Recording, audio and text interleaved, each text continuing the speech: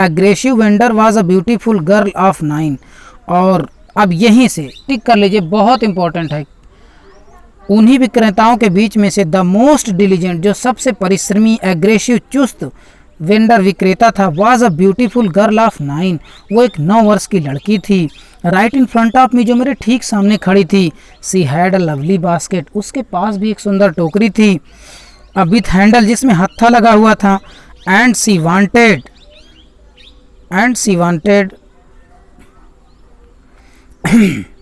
Wanted और वो जो लड़की थी वो चाहती थी, क्या चाहती थी?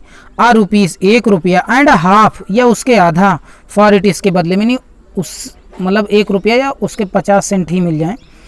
अबाउट 30 सेंट, या लगभग 30 सेंट भी मिल जाएं।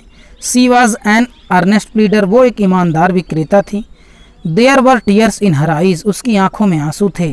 सी प्लीडेड, वह अनुरोध कर रही थी। एंड बेग्ड, गिड़गिड़ा रही थी। इन टोन्स, अपनी भाषा में।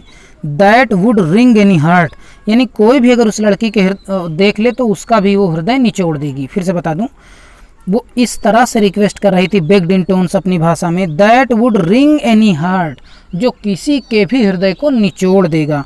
लेखक उससे कुछ भी नहीं खरीद पाया था। लेखक क्यों नहीं खरीद पाया था? क्योंकि अन्य बच्चों से लेखक ने खरीद लिया था। माई आर्म्स वर फुल, मेरे जो आर्म्स थे, ये भुजाएं थी, वो भर गई थी।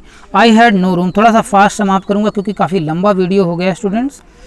आई हैड नो रूम, मेरे पास कोई तनिक भी जगह नहीं थी। लेट अलॉन्ग एनी नीड, किसी भी चीज़ की ज़रूरत नहीं बची थी।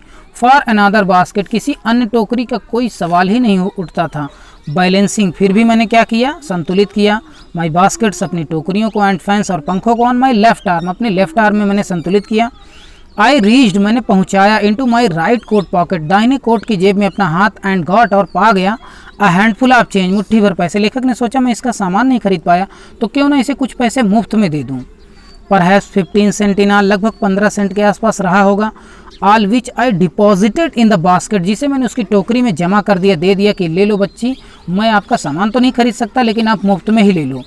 That the young girl had imploringly before me, जो लड़की आशा से मतलब मेरे सामने खड़ी हुई थी। आई ट्राइड टू एक्सप्लेन, मैंने उसे बताने का प्रयास किया कि आई कुड नॉट बाई, यहीं आप इसे ले लीजिए, मैं आपकी टोकरी नहीं खरीद पाऊंगा। आई कुड नॉट बाई, मैं नहीं खरीद सकता था बास्केट टोकरी को। बट, लेकिन, एक्सटेंडेड, लेकिन मैं तुमको दिए दे रहा हूँ, ग्रेचुइटी, दान के रूप में, एज अ सब्स्टिट्यूट, विकल्प में, लेकिन मैं आपको दान के विकल्प के रूप में दिए दे रहा हूँ, इसे आप ले लीजिए। सब्स्टिट्यूट का मतलब विकल्प के रूप में, ग्रेचुइटी का मतलब दान, और एक्सटेंडेड का मतलब प्रदान कर रहा हूँ या दे रहा हूँ। लेकिन देखिए यहीं से कहानी लिखी गई, उस लड़की को मुफ्त में कुछ चाहिए ही नहीं था। आई रियलाइज्ड, उसी समय, आई रियलाइज, मैंने महसूस किया। At once what offence, offence मतलब होता है अपराध, इसे लिख लीजिए। उसी समय मैंने महसूस किया कि what offence I had given, मैंने कोई अपराध कर दिया।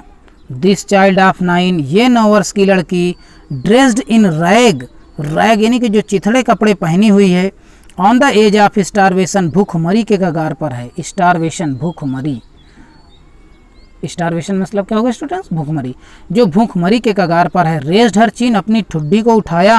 रीच इन द बास्केट, अपनी टोकरी से पैसे को उठा करके। And with all pride and graciousness of a lady, और एक सम्मान और शालीनता भरी महिला की भांति, handed the money back to me, मुझे पैसा वापस कर दिया। There was only one thing, अब केवल मैं एक ही चीज़ कर सकता था। आई कुड डू, जो मैं किया या जो मैं कर सकता था। आई बाट द बास्केट, मैंने उसकी टोकरी खरीद ली, क्योंकि वो मुफ्त में कुछ लेना नहीं चाहती थी। और इसीलिए तो लेखक बहुत प्रभावित हुआ कि गरीबी के कगार पर है, ज़रूरत भी, और फिर भी मुफ्त में नहीं लेना चाहती। इतना बड़ा जो है स्वाभिमान तो मैंने कभी नहीं देखा इंडिया में, इसीलिए उन्होंने स्टोरी को लिखा। आई बाट द बास्केट, मैंने टोकरी खरीद ली। सी वाइप्ड हर आईज, उसने अपनी आंखों के आंसुओं को पोंछा। स्माइल्ड, मुस्कुराई। And dash down the platform, और तेजी से प्लेटफॉर्म की ओर दौड़ते हुए चली गई। हेडेड, और जा कर के छिप गई। फॉर सम ग्रास हट, अपनी कहीं जा कर के मतलब जो उसकी झोपड़ी थी। और लेखक को बहुत खुशी मिली। That would have at least 30 cent that day night, उस रात उसे लगभग 30 सेंट के आसपास मिल गए थे। I told this story to prime minister, मैंने इस कहानी को प्राइम मिनिस्टर को बताया। पंडित जवाहरलाल नेहरू को बताया। आई टोल्ड हिम, मैंने उन्हें यह भी बताया कि इट वाज वन रीज़न, यही एक कारण है। I had fallen in love with India, जो मैं भारत के प्रेम में गिरा हुआ हूँ, मोहित हूँ। द पीपल, वह लोग, आई सा इन इंडिया, जो मैंने भारत में देखे थे, दोज इन द विलेजेस, चाहे वो गांव में रहने वाले हों, एज वेल एज, बहुत इंपॉर्टेंट है, साथ ही साथ, as those in high office, चाहे उच्च दफ्तरों में रहने वाले लोग हों, have both pride and lively sense of decency and citizenship, यानी उनके अंदर भी एक अच्छे नागरिक होने के गुण विद्यमान है, उनके अंदर भी एक गर्व है, अभिमान है। They also have a passion, उनके अंदर एक चाह है, ललक है, फॉर इंडिपेंडेंस, स्वतंत्रता पाने के लिए। दिस ब्यूटीफुल चाइल्ड, यह 9 वर्ष की लड़की, बॉर्न जो कि पैदा हुई थी, इन स्क्वालर एंड पुअर्टी, गरीबी और भुखमरी में, और कह सकते हैं कि दरिद्रता में, अनएजुकेटेड मतलब पढ़ी लिखी भी नहीं थी, in both grammar and manner, ना तो इसे व्याकरण का ज्ञान था, ना तो सभ्यता का ज्ञान था, तौर तरीका का, लेकिन फिर भी हैड गिवन मी, मुझे दिया, अ ग्लिम्स मतलब होता है झलक, a glimpse of warm soul of India, एक गर्म भारत की झलक या जीवांत भारत की झलक मुझे इस लड़की में दिखाई देती है। और थैंक यू स्टूडेंट्स, काफ़ी लंबा वीडियो हो गया लेकिन बहुत इंपॉर्टेंट है, इसको जरूर वॉच करें।